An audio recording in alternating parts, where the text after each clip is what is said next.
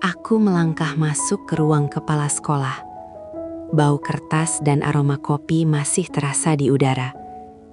Pak Sony duduk di kursinya, melepas kacamata dan memijat pelipisnya. Akhirnya sepi juga, katanya lirih. Aku tertawa kecil sambil menutup pintu. Iya Pak, kita berdua saja sekarang. Aku meletakkan map berisi laporan festival di mejanya.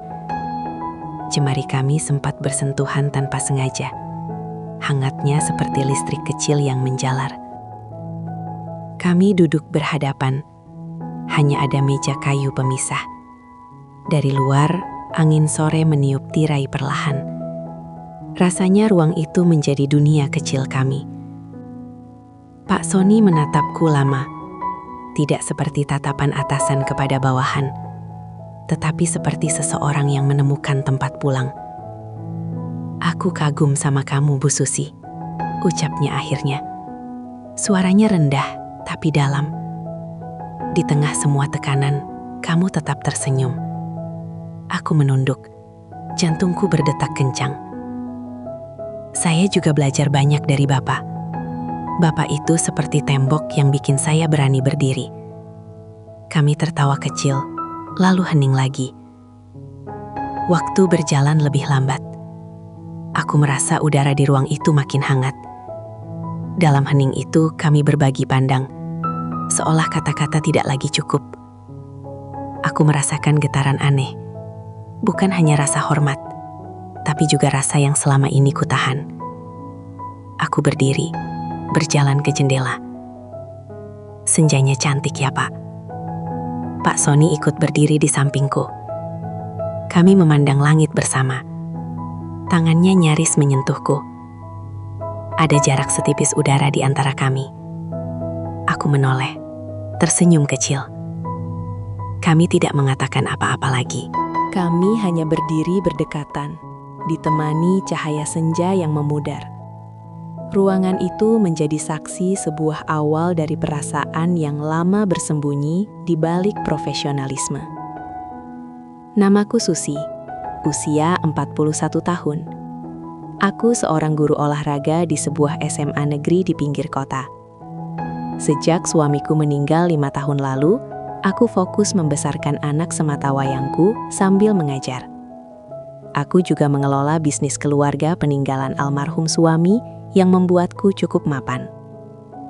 Sekolah adalah tempat yang kurasa paling aman. Suara bel, teriakan siswa di lapangan, dan aroma kertas dari ruang guru seperti rumah kedua bagiku.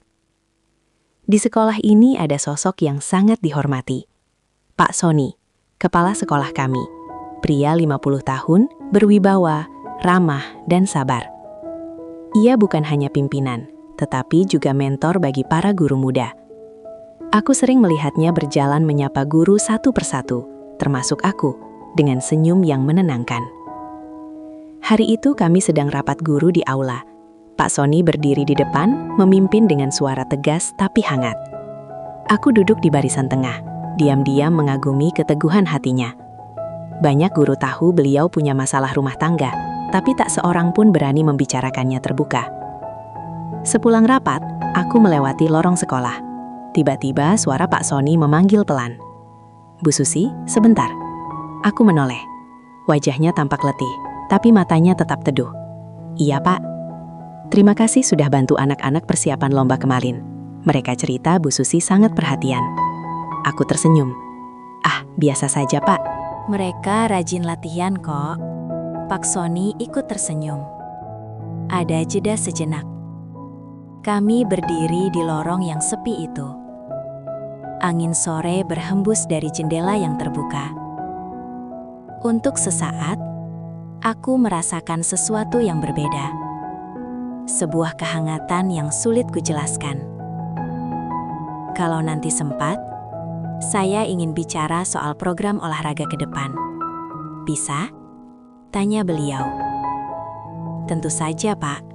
Saya senang sekali kalau bisa berdiskusi. Kami pun berjalan bersama menuju ruang guru. Tidak ada yang aneh. Hanya langkah pelan diiringi percakapan ringan tentang siswa, olahraga, dan rencana sekolah. Namun di dalam hati ada getaran kecil yang tak biasa. Malamnya di rumah, aku teringat tatapan Pak Sony sore tadi. Tatapan seorang lelaki yang menahan banyak beban, tapi juga penuh ketulusan. Aku belum tahu apa yang akan terjadi nanti. Tapi hari itu seolah membuka pintu baru dalam hidupku. Aku menutup buku catatan pelajaran dan menatap keluar jendela. Lampu jalan menyala. Angin malam masuk, membawa bau hujan yang baru reda. Aku bergumam pada diriku sendiri. Mungkin ini awal dari sesuatu. Entah apa. Pagi itu suasana sekolah terasa berbeda. Biasanya aku menikmati udara pagi di lapangan sebelum mengajar. Tetapi kali ini terdengar bisik-bisik dari beberapa guru yang berdiri di dekat ruang tata usaha. Mereka tampak menunduk-nunduk sambil melirik ke arahku dan Pak Sony yang baru saja datang. Aku pura-pura tak peduli. Padahal jelas-jelas mereka membicarakan sesuatu. Suara mereka sesekali terdengar. Itu rumah kosong katanya, milik Pak Sony, istrinya. Kemudian berhenti cepat-cepat ketika aku lewat. Aku menegakkan punggung. Guru olahraga harus terlihat kuat. Aku melangkah ke lapangan, meniup peluit, dan memulai latihan siswa. Tapi hatiku gelisah. Ada sesuatu yang terjadi pada Pak Sony. Saat jam istirahat, Pak Sony menghampiriku di kantin guru. Ia tampak lebih lelah daripada biasanya. Senyum yang kemarin hangat, kini nyaris hilang. "Bu Susi, boleh saya bicara sebentar?" Suaranya pelan. Aku mengangguk. Kami berjalan ke ruang perpustakaan yang sepi. Di sana Pak Sony menarik napas panjang sebelum bicara. "Saya mungkin akan jadi bahan omongan orang beberapa hari ini. Mohon ibu jangan percaya semua gosip itu." Aku terdiam, hanya menatapnya dengan mata penuh tanda tanya. "Istri saya ada masalah pribadi." Lanjutnya, "Orang-orang sudah mulai tahu. Saya juga tidak bisa menutupinya lagi." Aku ingin bertanya lebih jauh, tapi ku tahan. Aku tahu rasanya jadi orang yang disorot gosip, jadi aku hanya berkata, "Pak Sony, saya percaya Bapak orang baik. Saya tidak akan ikut-ikutan gosip."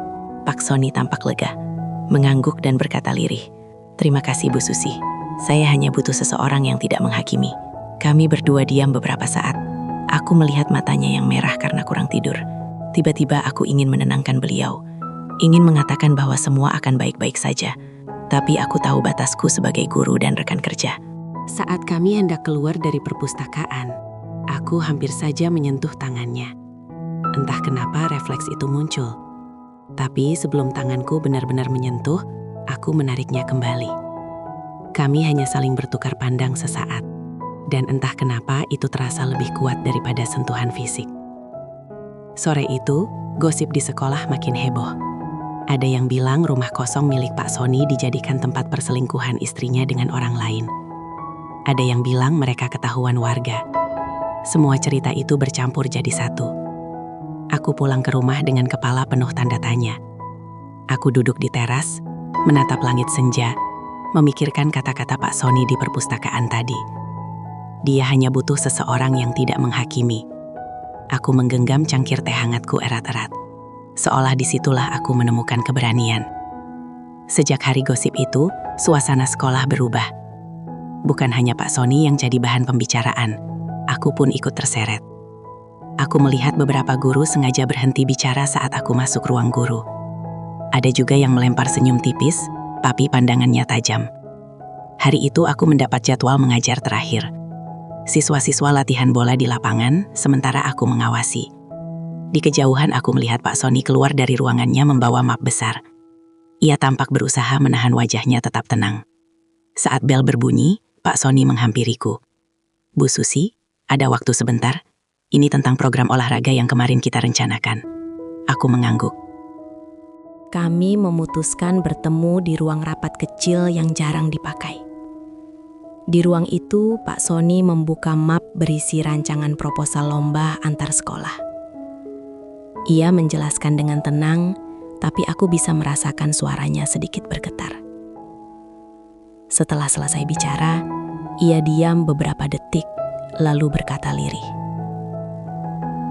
Saya tahu orang-orang sudah mulai menuduh saya ini itu. Saya tak segera mengurus perceraian. Tidak ada lagi yang perlu disembunyikan. Aku menatapnya. Pak Sony, saya yakin Bapak bisa melewati ini. Semua orang akan tahu kebenarannya nanti. Ia menghela napas berat, lalu tiba-tiba berkata, Bu Susi, tidak tahu harus bicara ke siapa. Rasanya seperti sendirian di kota ini. Aku spontan menyentuh tangannya kali ini. Tidak lagi ragu. Sentuhan itu singkat, tapi cukup untuk membuat kami sama-sama terdiam. Seolah aku mengatakan tanpa kata-kata, saya di sini. Bapak tidak sendiri. Beberapa menit kemudian, kami duduk bersebelahan, membaca rancangan proposal sambil mendiskusikan teknis lomba. Momen itu terasa seperti dunia kecil kami berdua. Di luar ruangan, dunia penuh gosip. Di dalam ruangan, dunia yang tenang. Sore hari setelah pertemuan itu, aku menerima pesan WhatsApp dari seorang guru senior. Bu Susi, hati-hati. Nama ibu ikut dibicarakan.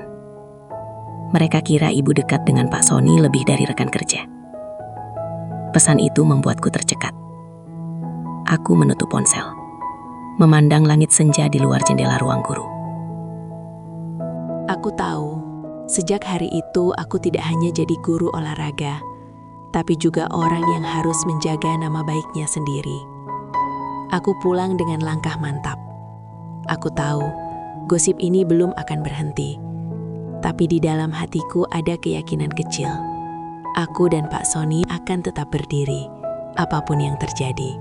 Pagi itu, aku tiba di sekolah lebih awal dari biasanya. Udara masih sejuk, lapangan kosong, hanya suara burung yang terdengar. Namun, suasana hatiku jauh dari tenang. Semalam, aku menerima pesan beruntun dari teman-teman guru yang menyarankan agar aku menjaga jarak dari Pak Sony. Begitu masuk ruang guru, aku mendapati surat panggilan rapat mendadak di meja. Surat itu ditandatangani Kepala Bidang Pengawas Sekolah. Intinya, ada evaluasi mengenai hubungan personal antar tenaga pendidik. Jelas, aku tahu kemana arahnya.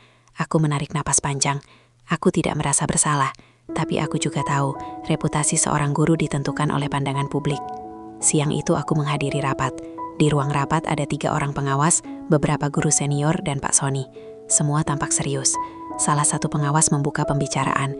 Kami mendapat laporan adanya kedekatan yang dianggap tidak profesional antara kepala sekolah dan guru. Aku menunduk, tenang. Pak Sony tetap tegap. Pak Sony berkata dengan suara tenang, kami hanya membahas program sekolah dan olahraga, tidak lebih. Pengawas menatapku. Bu Susi, aku mengangguk. Benar, semua pertemuan kami sifatnya pekerjaan. Rapat itu berlangsung 30 menit, penuh pertanyaan dan klarifikasi. Walau akhirnya tidak ada keputusan buruk, aku tetap merasa terpojok. Selesai rapat, Pak Sony mendekat, wajahnya cemas. Maaf Bu Susi, saya sudah menyeret Ibu ke situasi ini. Aku tersenyum tipis. Tidak apa-apa, ini ujian saja. Kami berjalan keluar ruangan bersama. Di lorong yang sepi itu, tanpa pikir panjang, Pak Sony meraih tanganku sebentar, menatapku dengan mata yang bergetar. Saya janji akan menyelesaikan ini secepat mungkin. Aku mengangguk pelan. Sentuhan itu terasa bukan seperti hubungan rahasia, tapi lebih seperti janji 2 orang yang saling menopang di tengah badai. Malamnya di rumah, aku duduk di ruang keluarga, menatap foto almarhum suamiku. Aku bicara dalam hati. Aku tidak pernah mencari ini semua, tapi hidup membawaku ke sini. Aku harus kuat. Aku kemudian membuka laptop dan mulai membuat proposal program olahraga yang diminta Pak Sony. Aku tahu, pekerjaan nyata akan membuktikan bahwa kami profesional. Itu caraku melawan gosip. Hari Senin pagi, lapangan sekolah penuh bendera kecil warna-warni. Aku sudah datang lebih awal untuk mempersiapkan latihan lomba atletik. Setelah kejadian rapat kemarin, aku merasa energi harus difokuskan untuk siswa. Saat aku meniup peluit, tiba-tiba sekelompok siswa datang membawa spanduk buatan tangan bertuliskan, Terima kasih Bu Susi dan Pak Sony atas dukungan kami. Aku tertegun. Siswa-siswa itu bersorak kecil sambil menyerahkan bunga plastik berwarna biru. Bu, kami tahu Bu Susi nggak salah. Kami cuma mau kasih semangat. Aku nyaris menitikkan air mata. Terima kasih anak-anak. Bu Guru senang sekali, kataku sambil tersenyum. Di kejauhan aku melihat Pak Sony yang baru turun dari mobil dinasnya. Wajahnya terkejut melihat spanduk itu. Ia berjalan mendekat, mengangguk hormat kepada para siswa. Terima kasih kalian sudah dukung guru kalian, ucapnya lembut. Momen itu jadi semacam penegasan bahwa meski gosip beredar di kalangan guru, siswa-siswa tetap menghargai kami. Setelah latihan selesai, aku dipanggil Pak Sony ke ruangannya. Di dalam ruangan itu, kami berdua duduk berseberangan. Bunga plastik tadi terletak di atas meja. Saya tidak menyangka anak-anak bisa begitu peduli, katanya. Aku tersenyum. Mereka lebih jujur daripada orang dewasa, Pak. Tiba-tiba ponsel Pak Sony berbunyi. Nomor tak dikenal. Ia mengangkat dengan wajah serius. Ya, halo?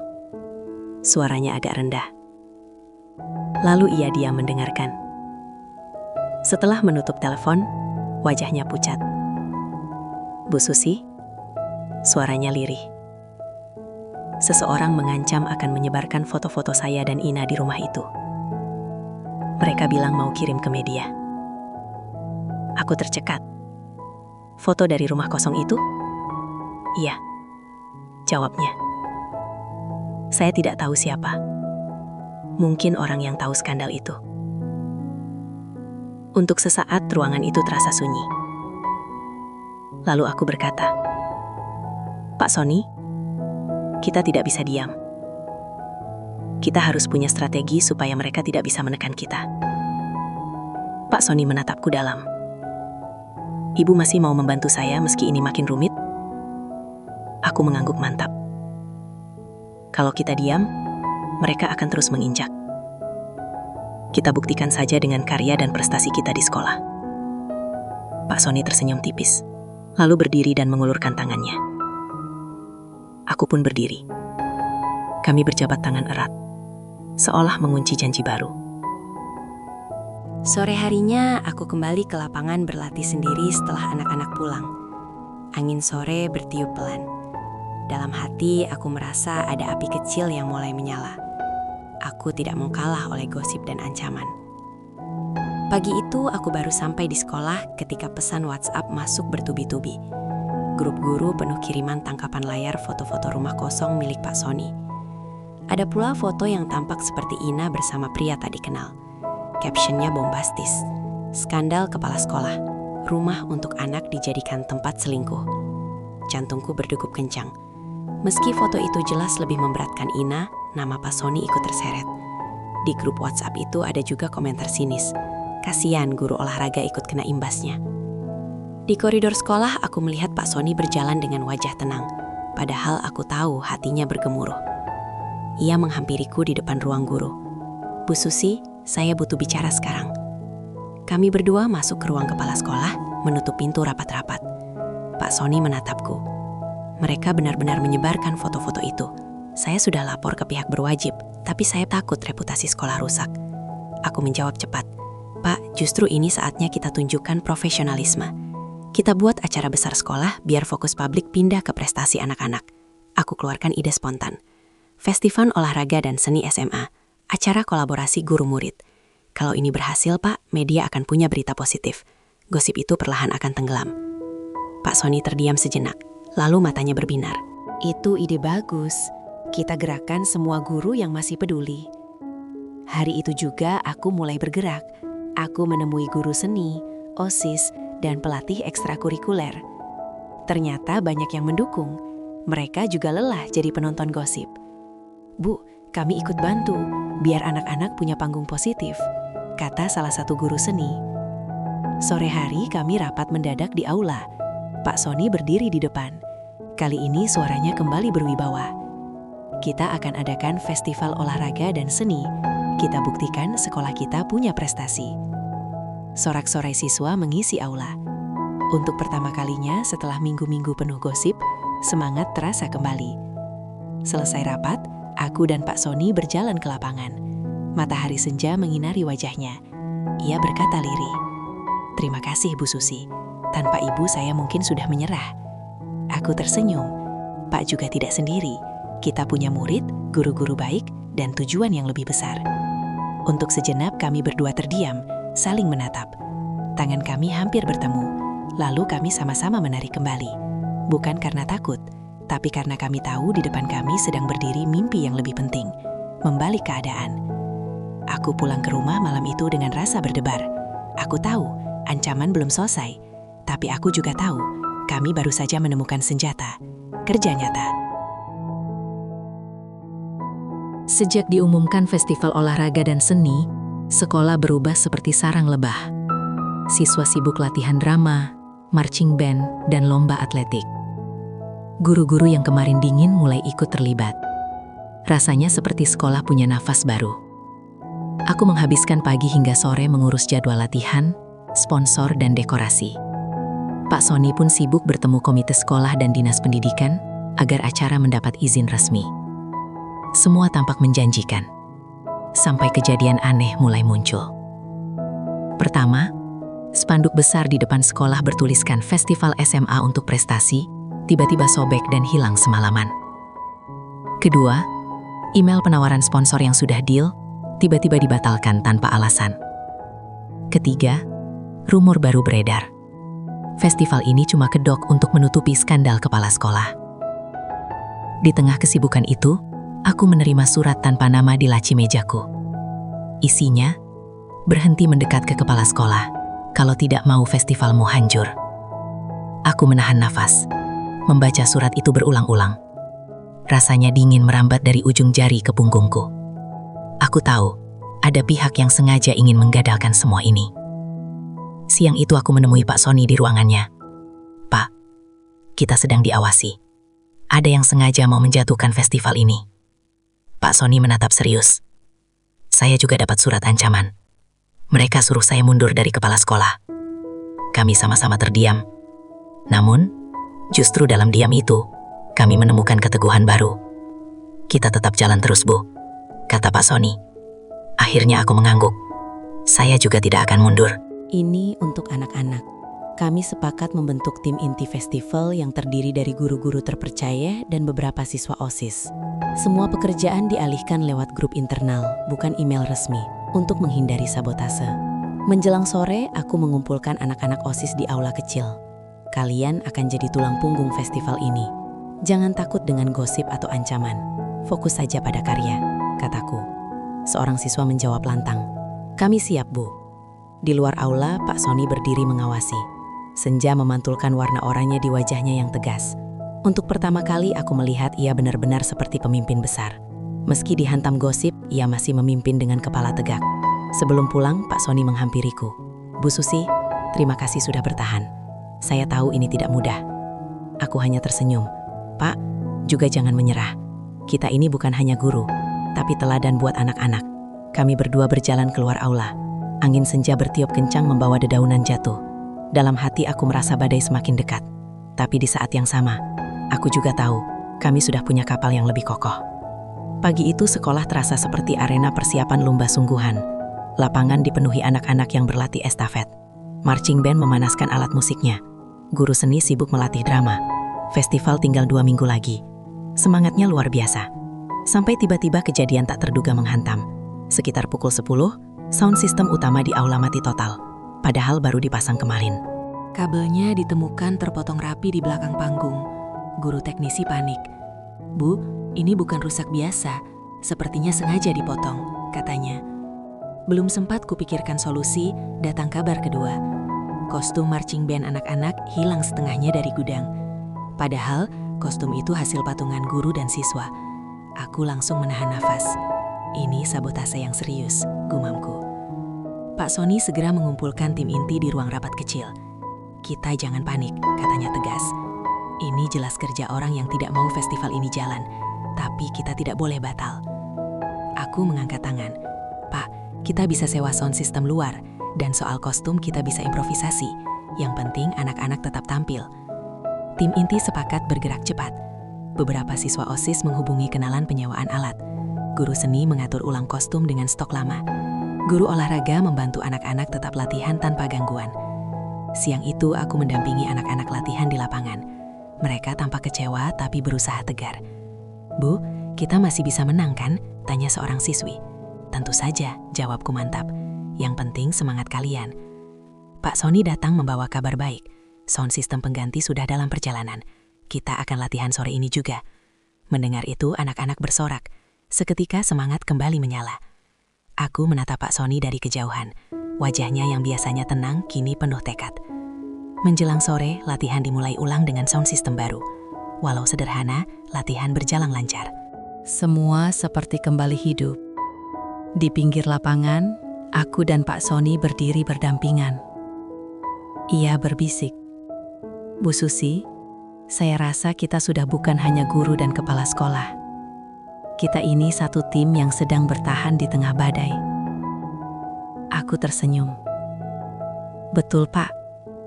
Kita harus tetap berdiri tegak." Sore itu kami tidak hanya menyelamatkan latihan, tapi juga menyelamatkan semangat sekolah. Di balik semua kekacauan, aku merasakan kedekatan kami semakin kuat. Bukan karena gosip, tapi karena kerja nyata dan saling percaya. Di rumah malamnya, aku menutup buku catatan dengan lega. Namun dalam hati aku tahu, kalau sabotase bisa sekejam ini di tahap latihan, apa yang akan terjadi di hari festival nanti? Setelah kejadian sabotase kemarin, aku tahu festival ini bukan sekedar acara sekolah. Bagiku, ini sudah jadi pertaruhan nama baik. Nama baik Pak Sony, diriku, dan seluruh siswa yang ikut berjuang. Pagi itu aku di teras rumah, menyeruput secangkir teh. Aku menulis di buku catatan. Tujuan festival sukses, reputasi sekolah pulih, Pak Sony dibebaskan dari gosip. Aku menatap tulisan itu lama-lama, lalu menarik nafas dalam-dalam. Aku harus jadi orang yang mengubah keadaan ini. Di sekolah, suasana lebih hidup. Anak-anak berlatih keras. Guru seni mulai membuat dekorasi panggung. OSIS menyusun jadwal pengisi acara. Tapi gosip belum berhenti. Di media sosial lokal, akun anonim masih menyebar isu bahwa aku wanita di balik kepala sekolah. Di sela latihan, Pak Sony memanggilku ke belakang panggung aula. "Bu Susi, saya ingin kita punya kesepakatan," katanya serius. Aku mengangkat alis. "Kesepakatan apa, Pak?" "Kita tetap fokus ke festival. Jangan ada klarifikasi ke media dulu. Biar mereka melihat hasil kerja kita. Itu jawaban terbaik." Aku mengangguk. Saya setuju. Kami berdiri di belakang panggung yang sedang dibangun. Papan-papan kayu, cat warna-warni, dan anak-anak OSIS berlalu lalang. Angin sore berhembus membawa bau cat baru. Di tengah suasana itu, Pak Sony berkata lirih, "Kalau nanti festival ini sukses, saya akan bicara terus terang ke publik tentang perceraian saya dan kebenarannya. Saya tidak mau lagi hidup dalam bayang-bayang." Aku tersenyum kecil. "Pak Sony, itu keputusan yang berani. Saya dukung Bapak." Sejenak kami terdiam. Ada jarak setengah meter antara kami, tapi rasanya seperti tidak ada dinding lagi. Kami sama-sama lelah, sama-sama bertahan. Sore itu aku memimpin latihan atletik terakhir. Aku mendampingi siswa-siswa berlari memutari lapangan, lalu melakukan briefing motivasi di tengah lapangan. "Kalian semua hebat. Tidak peduli orang dewasa sibuk dengan gosip, kalian fokus ke karya. Ingat, keberanian bukan berarti tanpa takut, tapi tetap maju meski takut." Anak-anak bersorak. Semangat mereka terasa seperti energi baru yang mengalir ke seluruh sekolah. Malamnya aku membuka laptop dan menyusun strategi promosi festival. Aku kontak beberapa alumni dan jurnalis lokal yang kukenal, mengundang mereka hadir. Aku juga membuat video singkat berisi latihan anak-anak, diunggah ke media sosial sekolah. Responsnya positif. Sebelum tidur, aku mendapat pesan singkat dari Pak Sony. Terima kasih Ibu Susi. Hari ini saya merasa kita punya arah yang jelas. Kita pasti bisa. Aku menatap layar ponsel sambil tersenyum. Untuk pertama kalinya, setelah berminggu-minggu, aku merasa kami bukan hanya bertahan. Kami menyerang balik dengan prestasi. Pagi itu, halaman sekolah ramai tak seperti biasanya. Mobil-mobil parkir sembarangan, orang dengan kamera dan mikrofon berkeliaran. Rupanya berita tentang festival kita sudah menyebar. Sayangnya, bukan hanya berita tentang acara, tapi juga gosip tentang hubungan guru olahraga dengan kepala sekolah. Aku baru turun dari mobil ketika seorang reporter menyodorkan mikrofon. Bu Susi, benar Anda menjalin hubungan spesial dengan Pak Sony? Aku menahan nafas, menegakkan bahu. Kami hanya fokus pada festival ini, semua untuk anak-anak. Lalu aku berlalu tanpa menoleh lagi. Di ruang kepala sekolah, Pak Sony terlihat gelisah. Mereka datang lebih cepat dari yang saya kira, katanya. Kita harus tetap tenang, Pak. Jangan beri mereka bahan gosip, jawabku. Tak lama kemudian, orang tua siswa mulai berdatangan. Ada yang mendukung festival, ada yang menolak dengan alasan reputasi sekolah terancam. Suasana rapat mendadak panas. Seorang wali murid berkata, "Kami mendukung kegiatan ini, tapi tolong bersihkan dulu nama baik sekolah." Aku menahan diri untuk tidak terpancing. Pak Sony berdiri dan berkata dengan suara tenang, "Bapak Ibu sekalian, kami paham kekhawatiran Anda, tapi percayalah, festival ini murni untuk anak-anak. Saya bertanggung jawab penuh." Ruang rapat hening seketika. Sepulang rapat, aku berjalan melewati koridor yang dipenuhi siswa berlatih drama. Mereka menyapaku, "Bu Susi, semangat ya." Dukungan kecil itu membuat hatiku hangat. Sore harinya, aku dan Pak Sony kembali ke lapangan. Kami melihat anak-anak berlatih estafet, menghafal naskah, memasang dekorasi panggung. Di tengah tekanan dan sorotan kamera, mereka tetap berlari, tetap tertawa. Itu yang membuatku tidak menyerah. Aku mendekati Pak Sony. "Pak, kita perlu strategi komunikasi. Kalau terus begini, festival bisa batal." Pak Sony mengangguk. "Saya setuju. Kita akan undang media untuk konferensi pers resmi. Kita jelaskan fokus kita hanya pada pendidikan." Malamnya, aku membuat draft press release sederhana, jadwal acara, peserta, dan tujuan festival. Aku juga menyiapkan pernyataan yang tegas tapi positif. Sebelum tidur, aku sempat memandangi ponselku. Ada pesan dari Pak Sony. "Besok kita mulai babak baru. Jangan takut. Kita buktikan integritas kita dengan kerja." Aku menutup mata sambil menarik napas panjang. Dalam hati aku tahu, kami sedang bertarung, bukan hanya demi festival, tapi demi martabat kami berdua. Pagi itu, aula sekolah yang biasanya penuh kursi plastik untuk siswa berubah menjadi ruangan konferensi pers sederhana. Di panggung kecil ada meja panjang dengan taplak biru tua. Di depannya, barisan kamera, mikrofon, dan jurnalis. Di sudut ruangan, anak-anak OSIS memasang poster besar bertuliskan Festival Olahraga dan Seni untuk Masa Depan Siswa. Aku berdiri di samping Pak Sony sambil menggenggam catatan press release. Tanganku sedikit gemetar, tapi aku memaksakan senyum. "Pak, kita harus terlihat tenang," bisikku. Pak Sony mengangguk kecil. "Tenang, kita lakukan ini demi anak-anak." Acara dibuka oleh MC sekolah. Setelah perkenalan singkat, Pak Sony naik ke podium.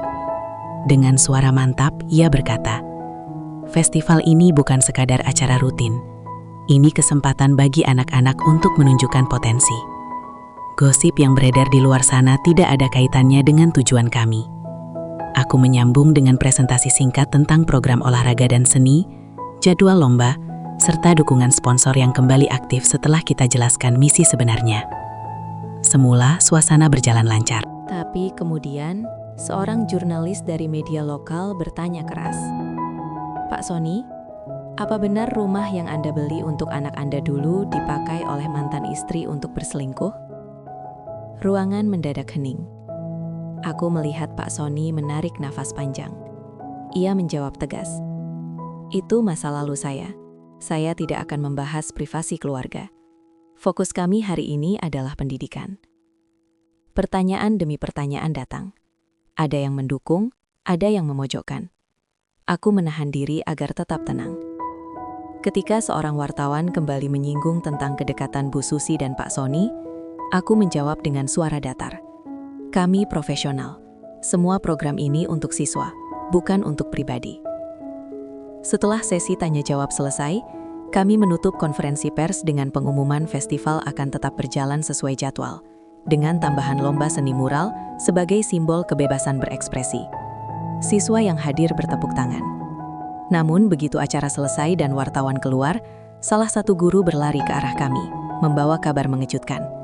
Pak, barusan saya dapat info, ada surat resmi dari dinas. Festival kita sedang dievaluasi ulang. Ada pihak yang mengajukan pembatalan, dengan alasan mengganggu nama baik sekolah. Aku dan Pak Sony saling pandang. Rasanya seperti baru saja dipukul di dada. Siapa yang ajukan? Tanyaku cepat. Tidak jelas, suratnya dikirim lewat jalur internal. Pak Sony mengusap wajahnya pelan. Ini sudah permainan tingkat tinggi. Aku meremas catatanku kuat-kuat. Dalam hati, aku bertekad. Aku tidak akan mundur. Sore itu, aku mendampingi anak-anak latihan terakhir sebelum gladi bersih. Mereka tak tahu badai sedang datang. Aku melihat wajah-wajah mereka penuh harapan. Aku menatap mereka sambil berkata, "Terus latihan, jangan takut. Apapun yang terjadi, kalian sudah luar biasa." Pak Sony datang menghampiriku di tepi lapangan. Bu Susi, kalau festival ini benar-benar dibatalkan, kita harus punya rencana cadangan. Aku mengangguk. Saya sudah pikirkan. Kita bisa pindah lokasi atau kita buat festival online. Yang penting anak-anak tampil. Matahari tenggelam meninggalkan langit jingga. Di bawah cahaya senja itu, aku merasakan napas kami makin berat. Bukan hanya tentang festival, tapi tentang keberanian mempertahankan kebenaran. Aku menatap Pak Sony dalam-dalam. Pak, kita sudah sejauh ini. Apapun yang terjadi, saya ikut Bapak. Pak Sony mengangguk. Wajahnya tegang namun tegar. Baik Bu, kita berjuang sampai titik akhir. Hanya 3 hari sebelum festival, kabar buruk datang seperti petir. Surat resmi dari Dinas Pendidikan akhirnya turun. Festival ditunda tanpa batas waktu. Alasannya, menunggu klarifikasi reputasi sekolah dan kepala sekolah. Aku membaca surat itu berkali-kali di ruang guru. Tinta hitamnya terasa seperti garis yang memutus semua kerja keras kami selama berminggu-minggu. Tanganku gemetar, mataku panas. Pak Sony duduk di seberangku, wajahnya pucat. Mereka berhasil, Bu Susi. Mereka berhasil hentikan kita. Katanya lirih. Suasana sekolah mendadak muram. Anak-anak yang sedang latihan tiba-tiba berhenti. Beberapa menangis. Guru-guru yang mendukung festival hanya bisa diam. Poster-poster yang kemarin penuh semangat, kini seperti potongan kertas tak berarti. Aku mengumpulkan OSIS di aula kecil. Anak-anak, saya minta maaf. Surat resmi sudah turun. Festival kita ditunda. Seorang siswi berseru. Bu, kita sudah latihan keras. Kenapa harus berhenti? Aku menahan air mata. Saya tahu, tapi kita belum menyerah. Kita akan cari jalan lain. Pak Sony berdiri di belakang aula, mendengarkan semua percakapan ini dengan wajah serius. Seusai anak-anak bubar, ia menghampiriku. Bu Susi, kita harus bicara berdua. Kami keluar melalui gerbang belakang sekolah. Angin sore bertiup kencang membawa dedaunan berterbangan. Pak Sony berkata pelan. Saya sudah pertimbangkan. Ada 2 pilihan. Pertama, kita patuh pada dinas dan batalkan festival. Kedua, kita pindahkan festival ini ke tempat lain, mungkin di luar sekolah. Dengan resiko kita dianggap melawan. Aku terdiam. Pikiran berputar cepat. Pindah lokasi berarti kita harus cari sponsor baru, izin baru, keamanan baru. Tapi kalau menyerah, semua kerja keras anak-anak hilang. Pak Sony menatapku tajam. Saya tahu ini berat. Tapi saya tidak mau anak-anak kehilangan semangatnya. Malam itu di rumah, aku tidak bisa tidur. Aku menatap papan vision board yang kuat. Jadwal lomba, nama anak-anak, poster festival. Semuanya seperti memanggil. Aku ingat janji di balik panggung waktu itu. Festival sukses, reputasi sekolah pulih. Aku membuka laptop dan mulai menulis daftar kemungkinan. Venue alternatif, gedung olahraga kota, taman kota, atau aula gereja yang pernah dipakai alumni. Sponsor baru, alumni pengusaha lokal, komunitas olahraga, media live streaming di kanal sekolah. Aku kirim daftar itu ke Pak Sony lewat email tengah malam.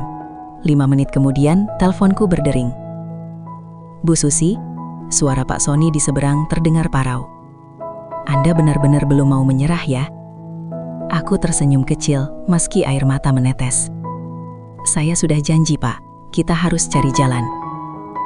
Keesokan paginya, kami bertemu di sebuah kafe kecil di luar kota. Kami membawa map berisi rencana cadangan. Pak Sony membacanya pelan, lalu menutup map. Kalau kita lakukan ini, kita akan jadi target besar. Tapi kalau kita berhasil, kita buktikan pada semua orang, katanya. Aku mengangguk mantap.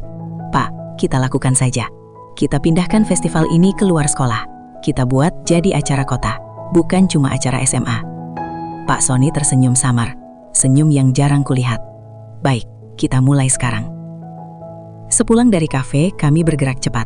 Aku menghubungi alumni yang bekerja di Dinas Pariwisata Kota. Pak Sony mengontak sponsor baru. Anak-anak OSIS mulai mencari relawan. Dalam waktu 2 hari, kami berhasil mengamankan izin untuk memakai gedung olahraga kota, tempat yang jauh lebih besar daripada aula sekolah. Tapi tantangannya belum selesai. Begitu kabar itu tersebar, media sosial kembali heboh. Kepala sekolah membangkang dinas pendidikan, dan festival liar guru olahraga. Tekanan makin kuat. Di tengah situasi itu, Pak Sony berkata padaku, Bu Susi, kalau kita gagal kali ini, saya mungkin kehilangan jabatan, tapi saya tidak menyesal. Aku menatapnya lama. Pak Sony, kita sudah terlanjur melangkah. Kita tidak boleh berhenti di tengah jalan. Sore itu kami berdiri di tengah lapangan kosong gedung olahraga kota. Matahari senja masuk lewat jendela besar, menyinari lantai kayu yang berdebu. Disitulah aku merasakan, kami sudah bukan sekadar guru dan kepala sekolah. Kami kini 2 orang yang mempertaruhkan segalanya demi anak-anak. Hari yang dinanti akhirnya tiba. Anak-anak OSIS berlarian membawa naskah. Guru seni sibuk mengecek kostum. Guru olahraga mengecek lintasan lomba. Semua tampak bersemangat. Namun, di balik semua itu, aku dan Pak Sony tahu kami sedang diawasi. Sebelum acara dibuka, Pak Sony memanggilku ke ruang belakang. Bu Susi, saya dapat kabar. Ada pihak yang berencana datang ke sini untuk membubarkan acara, katanya pelan. Aku menarik nafas panjang. Pak, kita sudah punya izin resmi, jangan takut. Kami berjalan ke panggung utama. Tepat pukul 10, festival dibuka dengan marching band. Anak-anak tampil luar biasa. Dentuman drum memenuhi gedung. Penonton bertepuk tangan meriah. Setelah itu lomba estafet dan pameran seni dimulai. Di tengah suasana meriah, beberapa orang berseragam datang membawa map. Aku mengenali salah satunya sebagai pejabat dari Dinas Pendidikan. Mereka menghampiri kami di sisi panggung. Pak Sony, Bu Susi, acara ini melanggar keputusan penundaan. Kami minta Anda menghentikannya. Pak Sony menatap mereka tegas. Kami memiliki izin dari pemerintah kota. Ini acara masyarakat, bukan acara resmi sekolah. Kami tidak melanggar hukum. Suasana mendadak tegang. Aku bisa mendengar anak-anak di panggung masih bernyanyi, seolah tak menyadari drama yang terjadi di belakang panggung. Seorang pejabat menatap kami tajam. Kalau Anda teruskan, konsekuensinya berat. Aku memberanikan diri bicara. Pak, ini untuk anak-anak, kami tidak mengambil keuntungan. Kami hanya ingin mereka tetap punya panggung. Beberapa detik terasa seperti selamanya. Lalu pejabat itu akhirnya berkata dingin, kami akan laporkan ini ke atasan. Mereka pergi, meninggalkan kami. Aku menoleh ke Pak Sony. Pak, bagaimana? Ia menghela napas panjang. Kita teruskan. Kita sudah sejauh ini. Festival pun berlanjut. Lomba mural berlangsung meriah. Lomba tari modern membuat penonton bersorak. Bahkan beberapa media lokal mulai meliput dengan headline positif. Festival SMA berubah jadi ajang kota. Menjelang sore acara puncak berlangsung. Drama panggung yang menceritakan tentang keberanian melawan ketidakadilan. Anak-anak tampil penuh emosi. Sebagian penonton menangis haru. Aku berdiri di sisi panggung. Mataku basah melihat mereka. Pak Sony berdiri di sampingku. Wajahnya tegang tapi bangga. Bu Susi, kita berhasil sampai di titik ini. Katanya pelan. Aku mengangguk. Tapi kita belum selesai, Pak. Masih ada malam puncak. Ketika malam tiba, di balik panggung aku dan Pak Sony berdiri berdampingan. Kami saling pandang, tersenyum kecil tanpa kata-kata. Kami tahu, kami sedang menciptakan sejarah kecil. Meski besok kami mungkin akan dimintai pertanggungjawaban. Malam ini kami bebas. Festival akhirnya usai tepat pukul 22. Lampu-lampu gedung dipadamkan satu persatu. Spanduk dan dekorasi mulai diturunkan. Anak-anak OSIS tertawa. Beberapa menangis bahagia. Guru-guru berpelukan lega. Atmosfernya seperti habis memenangkan pertandingan besar. Aku berdiri di tengah gedung yang kini mulai kosong. Pak Sony menghampiriku dengan wajah letih tapi bahagia. Susi, kita berhasil. Anak-anak tampil luar biasa. Terima kasih, katanya pelan. Aku tersenyum. Pak Sony, ini bukan hanya saya. Ini semua kerja kita.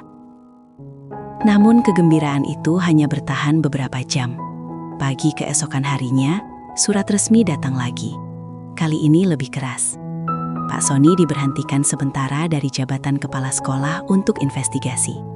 Aku dimutasi ke sekolah lain. Aku membaca surat itu di meja kerjaku.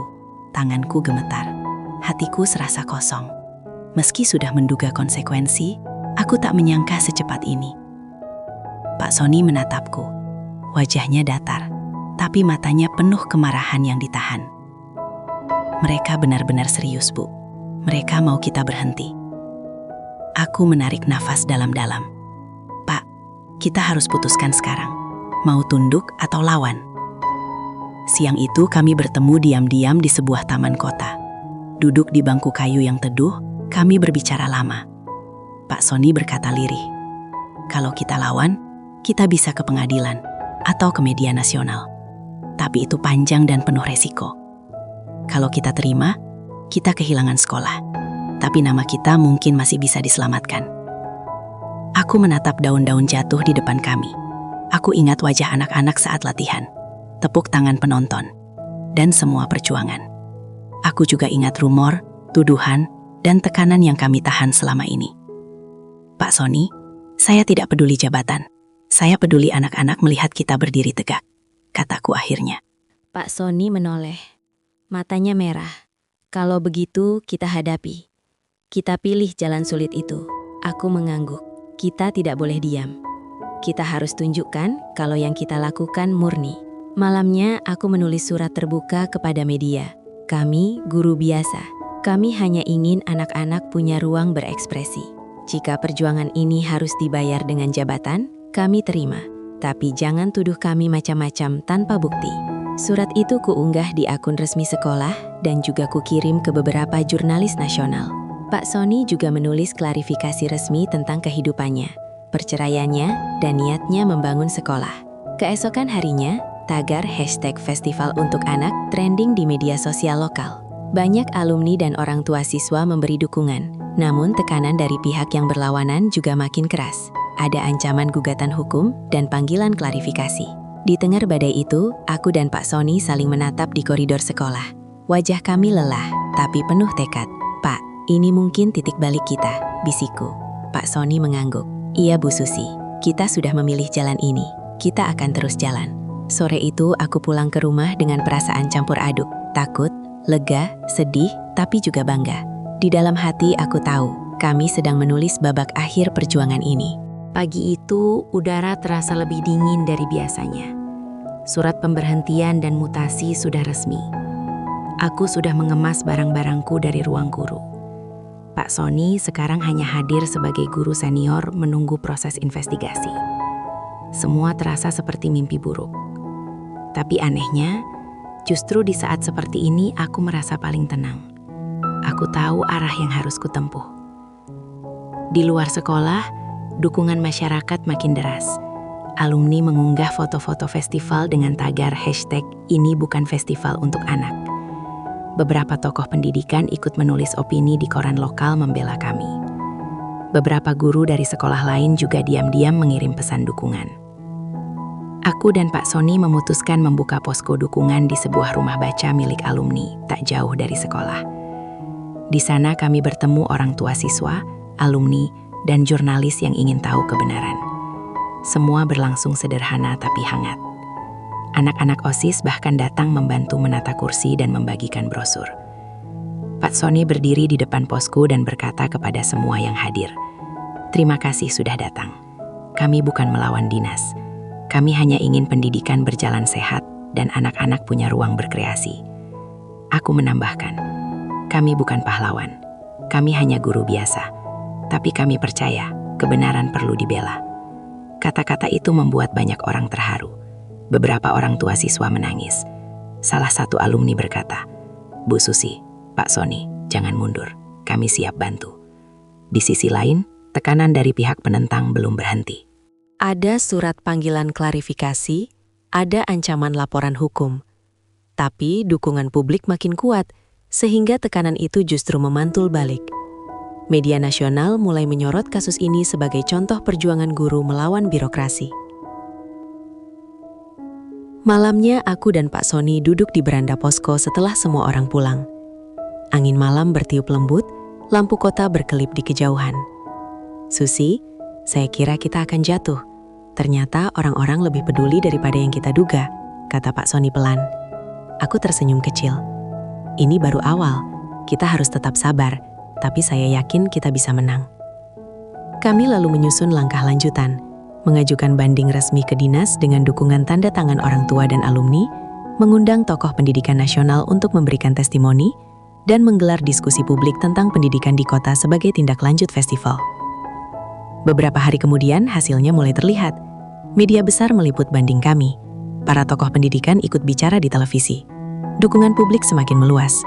Di sekolah, anak-anak yang dulu takut kini mulai menunjukkan sikap terbuka. Mereka membuat mural baru di tembok belakang bertuliskan, "Guru kami pejuang integritas." Melihat itu aku nyaris menangis di tempat. Menjelang malam, aku mendapat pesan singkat dari seorang pejabat di dinas. "Bu Susi, Pak Sony, kami sedang meninjau ulang keputusan. Mohon bersabar." Aku menunjukkan pesan itu ke Pak Sony, yang menatapku dengan mata berbinar. "Susi, kita sudah mulai menang." Aku mengangguk. "Tapi kita tetap harus hati-hati. Ini baru pintu kecil yang terbuka." Malam itu kami pulang dengan hati yang jauh lebih ringan. Untuk pertama kalinya setelah semua badai, aku merasa harapan itu nyata. Sudah hampir sebulan sejak kami membuka posko dukungan. Setiap hari orang datang silih berganti. Ada yang membawa tanda tangan, ada yang membawa makanan untuk relawan, ada pula yang sekadar menyemangati. Dukungan yang awalnya kecil kini berubah menjadi gelombang besar. Banding resmi kami akhirnya mendapat tanggapan. Dinas Pendidikan Kota mengundang kami menghadiri sidang mediasi. Aku dan Pak Sony berangkat dengan pakaian sederhana, membawa setumpuk dokumen, laporan kegiatan, daftar tanda tangan dukungan, surat testimoni tokoh pendidikan, dan artikel media nasional yang meliput kami. Di ruang sidang, pejabat-pejabat duduk dengan wajah serius. Suasananya mencekam, tapi aku menatap semua itu dengan tenang. Ini titik yang kami perjuangkan. Pak Sony memulai dengan suara tegas. "Yang kami lakukan bukan pelanggaran. Festival ini demi anak-anak. Saya pribadi siap menanggung risiko jabatan. Tapi jangan libatkan Bu Susi. Beliau hanya guru olahraga yang bekerja sepenuh hati." Aku menambahkan, "Kami guru, bukan selebritas. Kami bekerja untuk pendidikan, bukan mencari sensasi." Beberapa pejabat terdiam. Salah satu dari mereka berkata, "Kami terkejut melihat dukungan publik sebesar ini. Ternyata masyarakat menghargai perjuangan guru." Sidang itu berjalan lebih lama dari yang kami perkirakan. Namun, akhirnya ketua sidang menyampaikan keputusan sementara. Kami akan mengkaji ulang mutasi dan pemberhentian ini. Dalam waktu dekat, kami umumkan keputusan final. Kami keluar dari ruangan itu dengan napas lega. Di luar, relawan dan wartawan sudah menunggu. Kami tidak bicara banyak, hanya tersenyum dan mengangkat tangan tanda terima kasih. Beberapa hari kemudian, kabar besar itu datang melalui surat resmi. Pak Sony direhabilitasi, kembali menjadi kepala sekolah. Aku dikembalikan ke sekolah semula. Tuduhan yang diarahkan kepada kami dinyatakan tidak terbukti. Aku membaca surat itu berkali-kali. Rasanya seperti mimpi. Pak Sony menelponku dengan suara gemetar. "Bu Susi, kita menang. Kita benar-benar menang." Aku tak mampu berkata apa-apa, hanya tertawa dan menangis bersamaan. Hari Senin berikutnya, kami kembali ke sekolah. Begitu memasuki gerbang, anak-anak berlarian menghampiri kami. Ada yang membawa bunga, ada yang membawa poster kecil bertuliskan "Selamat datang kembali". Guru-guru memeluk kami satu persatu. Suasana sekolah seperti perayaan. Di lapangan, Pak Sony berdiri di podium dan berpidato. "Terima kasih atas dukungan kalian semua. Ini bukan kemenangan saya atau Bu Susi. Ini kemenangan kita bersama. Pendidikan harus kita jaga bersama." Aku berdiri di sampingnya, memandang wajah-wajah penuh semangat. Rasanya semua luka, lelah, dan cemas terbayar lunas dengan momen ini. Setelah upacara, aku dan Pak Sony berjalan berdua ke ruang guru. Ruangan itu kini terasa berbeda, lebih hangat, lebih lega. Di dinding belakang terpampang foto besar festival sekolah dengan tanda tangan seluruh siswa. Pak Sony tersenyum kepadaku. "Bu Susi, saya belajar banyak dari perjuangan ini, bahwa integritas dan keberanian akan selalu menemukan jalannya." Aku menjawab pelan. "Saya juga, Pak. Kita mungkin jatuh, tapi anak-anak membuat kita berdiri lagi." Beberapa minggu kemudian, festival sekolah menjadi contoh nasional. Banyak sekolah mengundang kami untuk berbagi pengalaman. Bahkan Dinas Pendidikan Pusat mengapresiasi kegiatan kami. Aku sering merenung di rumah, mengingat hari-hari ketika kami hampir menyerah. Semua tekanan, gosip, dan tuduhan kini terasa jauh. Yang tersisa hanya rasa syukur dan pelajaran besar. Ketika kita berjuang untuk sesuatu yang benar, selalu ada jalan keluar. Malam itu aku duduk di beranda rumah, menatap bintang-bintang. Ponselku bergetar. Pesan dari Pak Sony masuk. "Besok kita rencanakan program baru untuk siswa. Kita mulai babak baru." Aku tersenyum. Dalam hatiku aku tahu, ini bukan hanya tentang festival, bukan hanya tentang jabatan, tapi tentang perjalanan kami sebagai pendidik dan manusia yang terus belajar. 6 bulan setelah badai itu berlalu, sekolah kami kini terasa seperti rumah baru. Dindingnya lebih penuh warna, anak-anak lebih berani berbicara, guru-guru lebih kreatif. Festival yang dulu jadi awal masalah, kini berubah menjadi program tahunan dengan dukungan resmi Dinas Pendidikan. Aku sering berdiri di lapangan setiap pagi sebelum jam pelajaran dimulai, menghirup udara segar sambil melihat anak-anak berlarian. Pak Sony tetap menjadi kepala sekolah. Ia semakin dihormati, bukan hanya karena jabatannya, tapi karena keberanian yang pernah ia tunjukkan. Suatu pagi kami diundang menjadi pembicara dalam seminar pendidikan tingkat nasional. Tema kami, integritas, cinta, dan perubahan dalam pendidikan. Aku dan Pak Sony berbicara tentang bagaimana kami melewati badai rumor, tekanan birokrasi, dan ujian pribadi.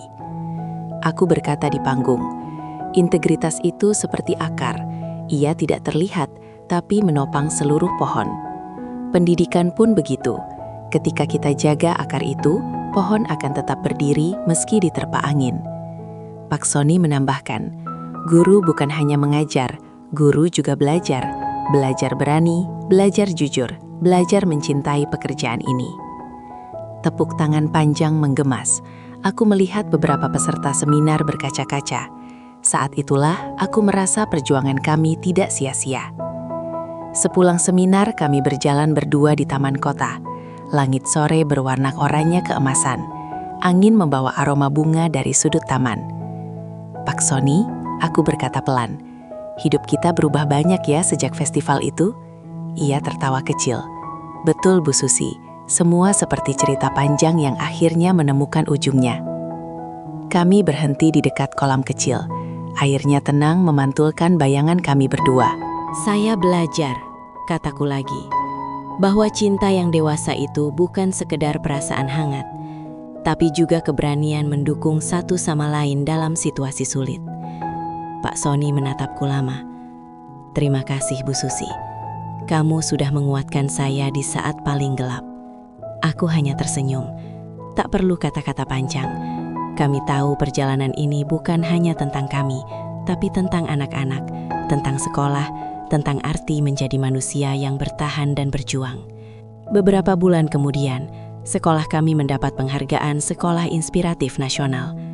Foto kami berdua terpajang di majalah pendidikan, bukan sebagai sensasi gosip, melainkan simbol keberanian guru. Di rumah aku menulis catatan pribadi di buku harianku. Perjalanan ini mengajarkanku bahwa cinta, integritas, dan keberanian adalah 3 hal yang tidak bisa dipisahkan. Dan pendidikan adalah tanah subur tempat ketiganya tumbuh. Aku menutup buku harian itu dengan perasaan damai. Dari seorang janda kaya raya yang hanya ingin mengajar olahraga, aku berubah menjadi seseorang yang belajar arti perjuangan sesungguhnya. Pak Sony, kepala sekolah yang sempat jatuh, berubah menjadi teladan keteguhan hati.